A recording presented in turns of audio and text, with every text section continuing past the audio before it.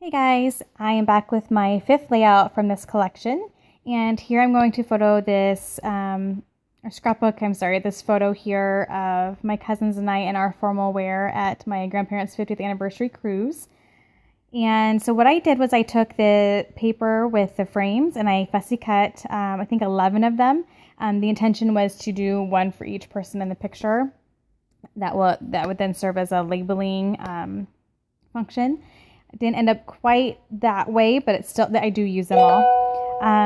So here I went to use a chandelier paper again because it's a very formal photo. We're in our formal clothes, about ready to go to a formal dining room to eat. And I know I want to back it with this scrap of this red and pink swirly paper, and just trying to figure out how I want to layer that. And I also wanted to use the back of the chandelier paper, which was a black damask, again, very formal feeling and pretty. So I basically cut it just about in half and trim the chandelier paper down a little bit, just so it doesn't span the whole 12 inches. And then I also trimmed the black. I matte the photo in the black, and then I used the remainder of the black behind the chandelier paper to just bring some contrast to the section of papers there. So I just do some layering here and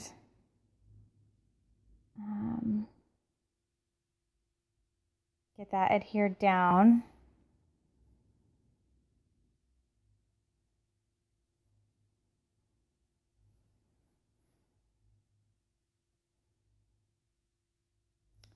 So now I've technically cut up into every single paper.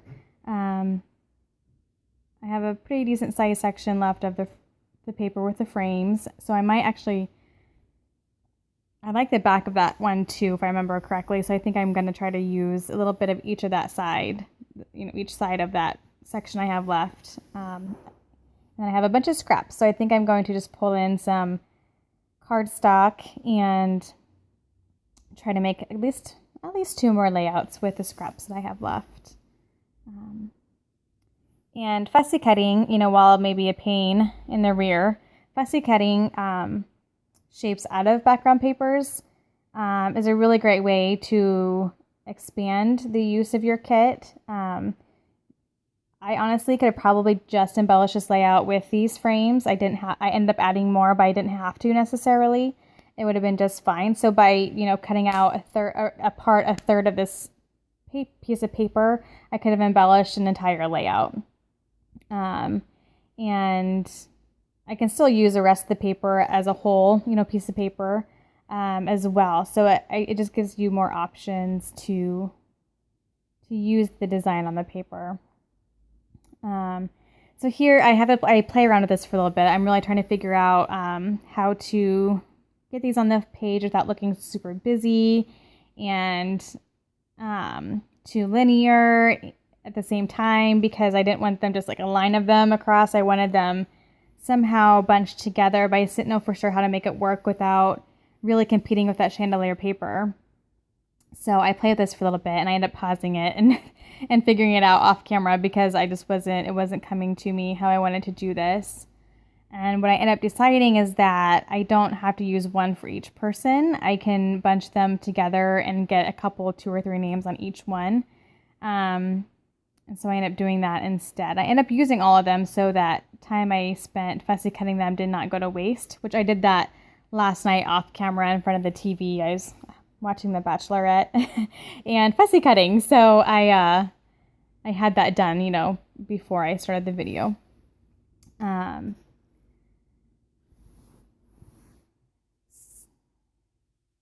here I'm just messing around and just waiting for something to come to me.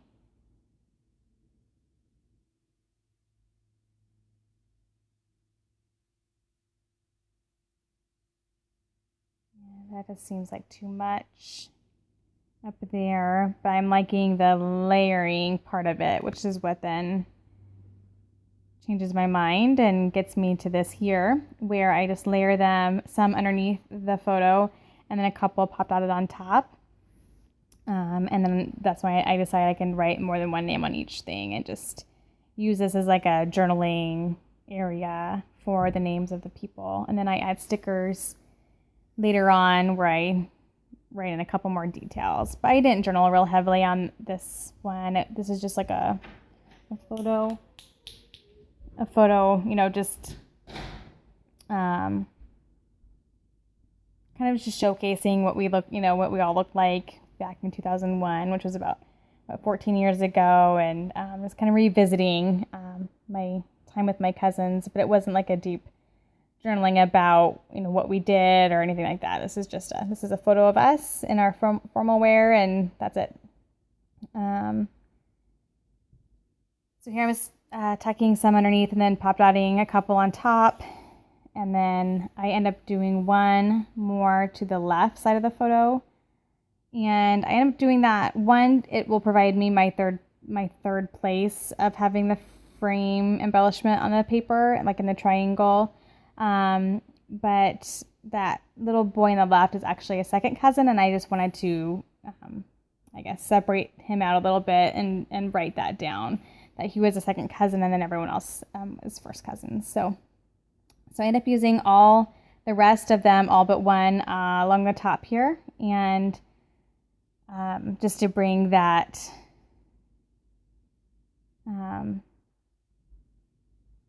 that embellishment type up somewhere else on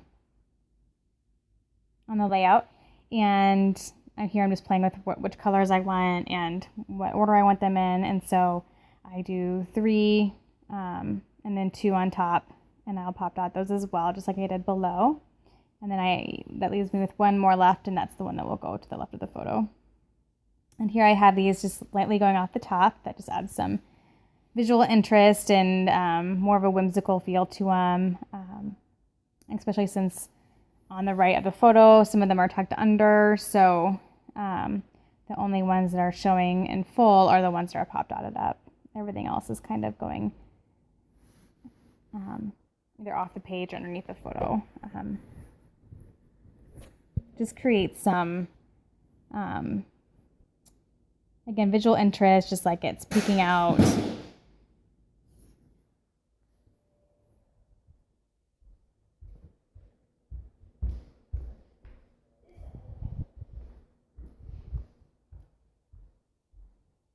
Just getting these put in place.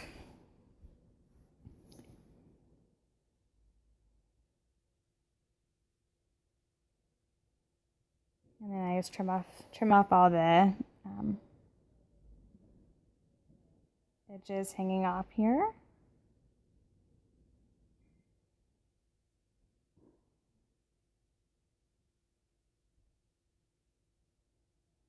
Okay. So here I'm just trying to figure out if I want to use this last one. That's when I decided to go ahead and just tuck it into that little open space in the photo there. And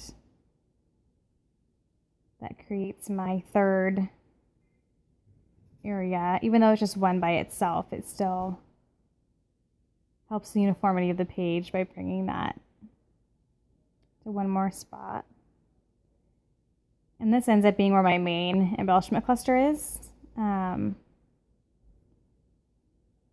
build that area up quite a bit. So I start off building that up with this flourish, and I knew I wanted to use that pretty early on because of how formal it felt, and to me, like, swirls like this just feel very formal, and the black as well also makes it feel like a very formal embellishment for me. And so I just kind of tuck it in and layer part of it over this frame and then part of it on top. It goes off the page a little bit, so I just trim that off here later on. I do a quick cleanup there. I'm a clean as you go scrapper. I cook the same way.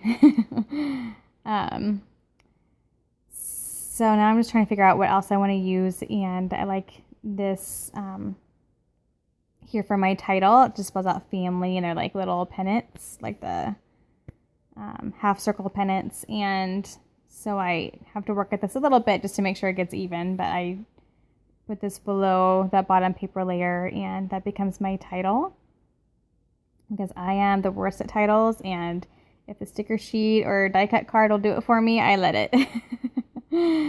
Although if you saw my last layout share, I actually had some of my own kind of creative or longer titles that I actually like spelled out with letters and everything. But if you know me well enough, if you watch my videos, you know that I will often just use these pre-made items as much as I can to be my title. I know it's not very original, but I'm totally comfortable with that. So, okay. So I have that, and let's go back to the sticker sheet, because again, that's pretty much what, besides some scraps of paper, that's pretty much what I have left to decorate my pages with. So I want to use this leftover border or partial border strip. I don't end up liking it here because it just the pattern on it is too busy and directly on top of that chandelier paper.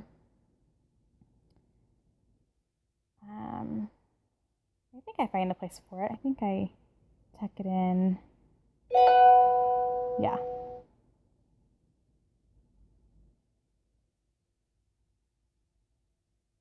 Tuck it in between that chandelier paper and the black.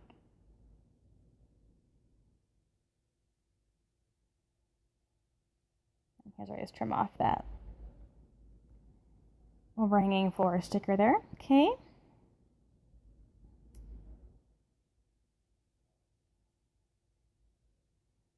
I have this sticker, and I like the thought of bringing a little bit more black up here, because it's the bottom section is getting very black heavy with the title and that, you know, the flourish and everything. So I like that sticker was mainly black, and I have this little butterfly that brings some more of that blue over there.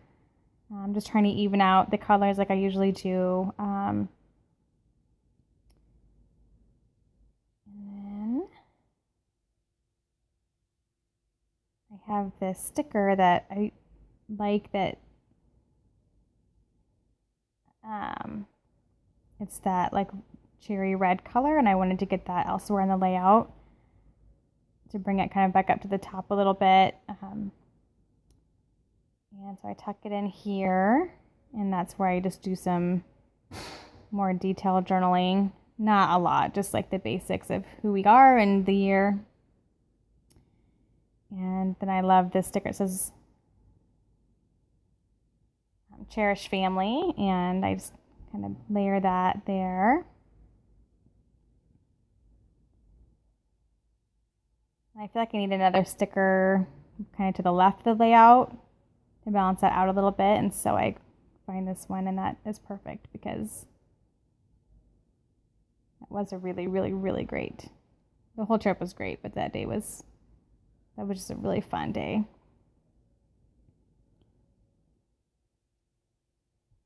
So now I'm just pulling on my scraps, because I know some of them are border, are still some of the leftover borders. So I want to see if there's any interesting borders left that I could use. And I find this blue one, and I like the sentiment, but the blue just felt a little bit off. So I don't end up using this.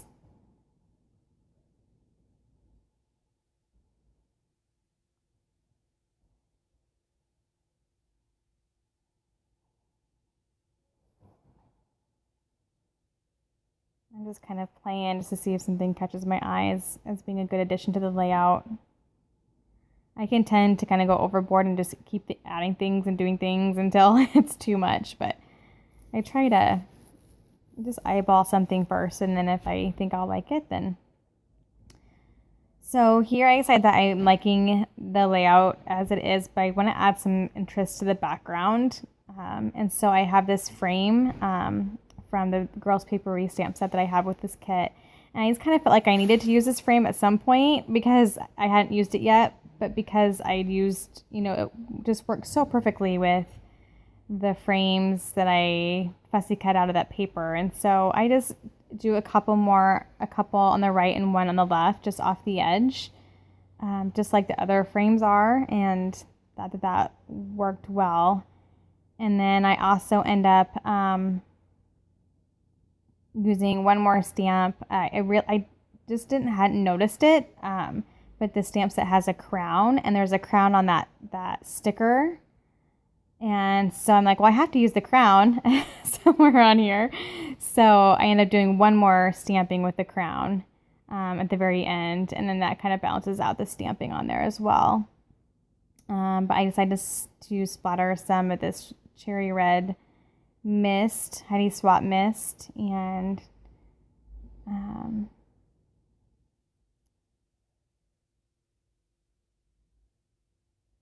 do that just kind of around the page.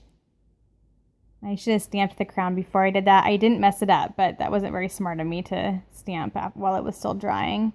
But the area where I stamp actually ended up being pretty free of the mist. So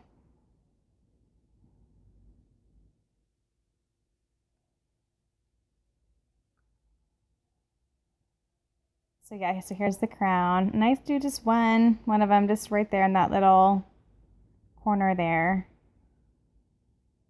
And I call it good with that. That is a completed layout, and